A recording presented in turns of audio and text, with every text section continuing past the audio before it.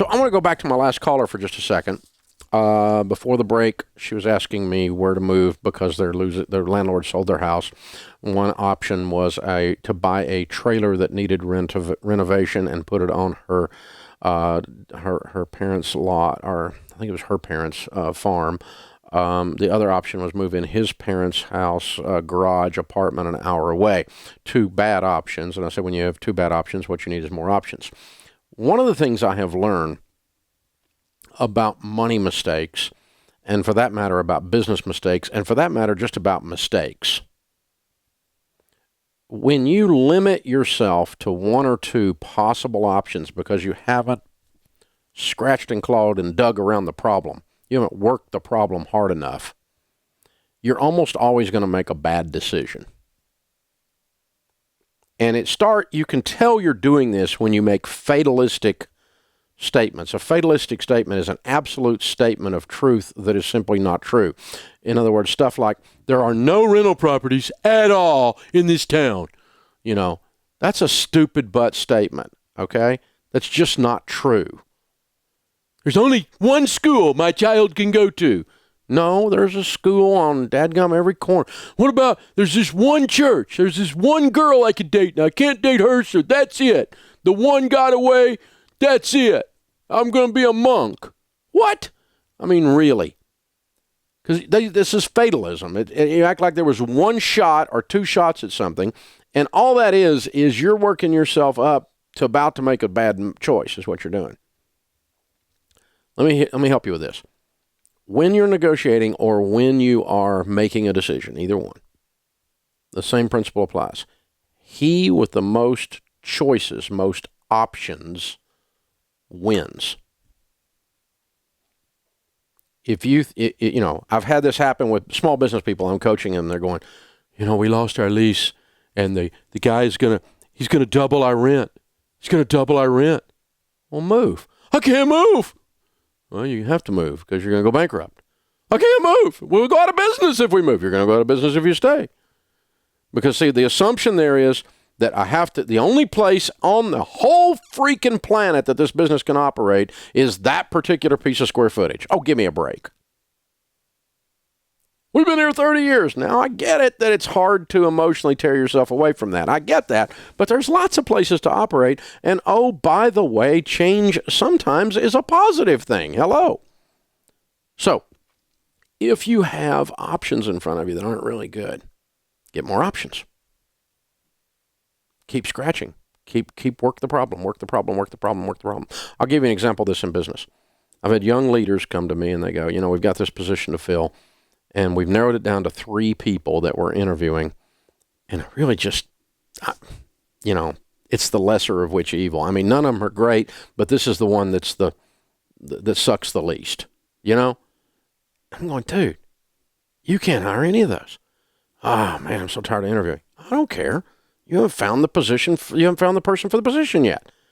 You're going to take the one that sucks the least and expect excellence in your business? Give me a break, man. No way. And I run the leader out of my office and say, you're not allowed to hire any of those 3 people. You have to go do the work. Work the problem. And let me just tell you, I've been doing this for 30 years. You would not believe the number of times that 2 weeks later, the very person that God had designed since time began for that position shows up. Oh! We get the right, perfect person to come on board, and we would have missed them if we had settled for the one that sucks the least. You make a bad decision when you limit your options. The number of times I've almost moved our business to a certain place, and then I looked at 1 or 2 more things, and there it was. And I almost settled. You almost settle for barely good enough or not quite good enough, and then excellent shows up because you keep working the problem. Options, and more options. Get more. Figure out there's more than one way to skin a cat. There's a lot of different ways to get this done. We got to work the problem. If you haven't found something that makes you smile when you think about doing that in that situation, you're making a bad decision. You're about to cause yourself a problem.